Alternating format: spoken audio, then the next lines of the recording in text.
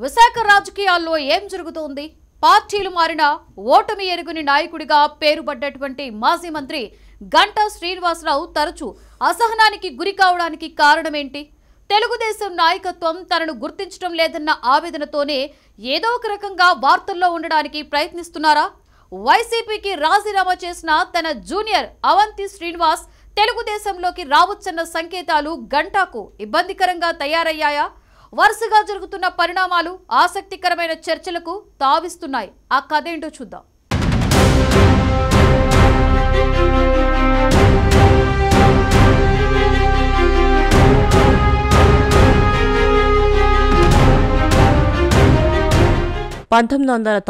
లో టీడీపీ ద్వారా రాజకీయాల్లోకి వచ్చిన గంటా శ్రీనివాసరావుది ప్రకాశం జిల్లా అయినా ఆయనకు అనకాపల్లి లోక్సభ టికెట్ దొరకటం, గెలవటం వెంటనే జరిగిపోయాయి. 2004లో చోడవరం ఎమ్మెల్యేగా గెలిచి 2009లో ప్రజారాజ్యం నుంచి అనకాపల్లి ఎమ్మెల్యే అయ్యారు. కాంగ్రెస్లో ప్రజారాజ్యం విలీనమైనప్పుడు ప్రజారాజ్యం కోటాలో మంత్రి పదవి దక్కింది. రాష్ట్ర విభజన వల్ల కాంగ్రెస్కు కష్టకాలమని గ్రహించి 2014 నాటికి మళ్లీ టీడీపీలోకి వచ్చి ఎమ్మెల్యే కావటంతో పాటు మంత్రి పదవి దక్కించుకున్నారు. 2019లో మళ్లీ నియోజకవర్గం మారి విశాఖ నార్త్ ఎమ్మెల్యే అయ్యారు. 2024లో మాత్రమే పాత నియోజకవర్గం భీమిలి వెళ్లి గెలిచారు. కానీ మంత్రి పదవి మాత్రం దక్కలేదు.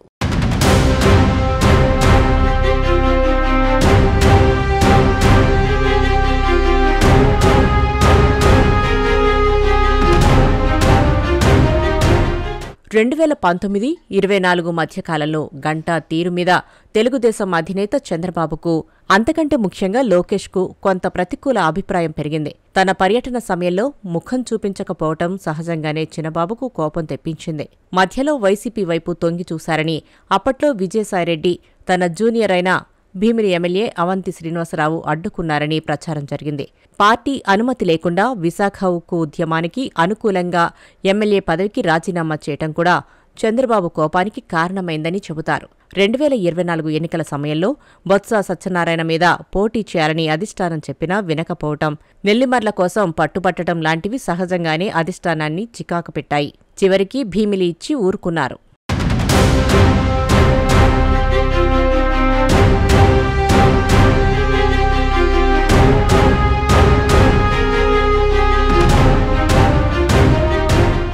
రెండు 2024లో గెలవగానే ఆయన మంత్రి పదవి వస్తుందని గట్టిగా నమ్మారు. కానీ ఇలాంటి సీనియర్లను పక్కన పెట్టారు. లోకేష్ మార్క్ మంత్రివర్గంలో సహజంగానే గంటాకు స్థానం దక్కలేదు. అయితే ఏదో రకంగా వార్తల్లో ఉండాలన్న గంటా ఆలోచన ఒక్కోసారి పార్టీ అధిష్టానాన్ని ఎరకాటంలో పెడుతూనే ఉంది. అధిష్టానానికి మాట మాత్రమైనా చెప్పకుండా రిషికొండ ప్యాలెస్కు వెళ్లి రావడం ద్వారా సొంత ప్రచారానికి ప్రాధాన్యమిచ్చారన్నది ఆయన మీద ఉన్న ఒక అభియోగం. తన నియోజకవర్గమన్న ఒకే ఒక్క సాకుతో మీడియాను తీసుకువెళ్లి ఆయన చేసిన హడావుడి అందరికీ తెలిసిందే. ఈ మధ్య ఒక ట్వీట్ చేసి మరోసారి పార్టీ నేతల అసహనానికి కారణమయ్యారు. విశాఖ నుంచి గన్నవరం వెళ్లాలంటే హైదరాబాద్ వెళ్లి రావాల్సి వస్తుందని చెప్పడానికి ఆంధ్ర టు ఆంధ్ర వయా హైదరాబాద్ అని ట్వీట్ చేశారు.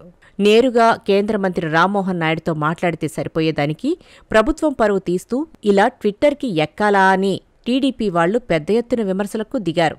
విశాఖలో ఫిలింనగర్ భూములు లీజు విషయంలో తనకు తెలియకుండా బీజేఎల్పీ నేత విష్ణుకుమార్ రాజు మిగిలిన ఎమ్మెల్యేలతో కలిసి కలెక్టర్కు వినతిపత్రం ఇవ్వటం గంటాకు కోపం తెప్పించింది. విశాఖ మేయర్ ఎన్నిక సందర్భంగా కలుసుకున్న విష్ణు మీద బహిరంగంగా మండిపడటం అందరినీ ఆశ్చర్యపరిచింది.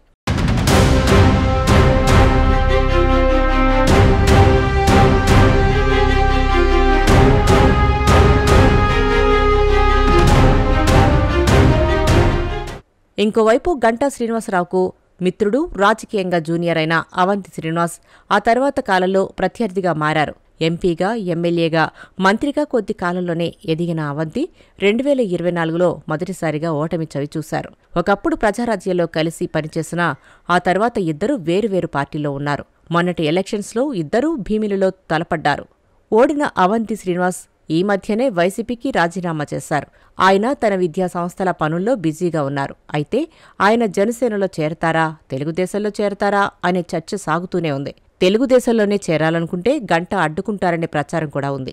ఇలా ఉండగా మొన్నటి విశాఖ కార్పొరేషన్ మేయర్ మీద అవిశ్వాసం ప్రతిపాదించినప్పుడు కూటమికి ఒక ఓటు చాలా కీలకంగా మారింది. 6వ వార్డు కార్పొరేటర్ అయిన అవంతి కూతురు ఓటుతో మ్యాజిక్ ఫిగర్కు చేరుకోవటం, అవిశ్వాసం నెగ్గటం చకచకా జరిగిపోయాయి. తెలుగుదేశం వాళ్లతో ముందుగా చర్చించిన తర్వాతే ఓటు మీద అవంతి నిర్ణయం తీసుకున్నారని చెప్పుకుంటున్నారు. ఆమె గతంలో రాజీనామా చేసినా అది ఆమోదం పొందకపోవడంతో సమావేశానికి హాజరై కీలకమైన ఓటు వేశారు.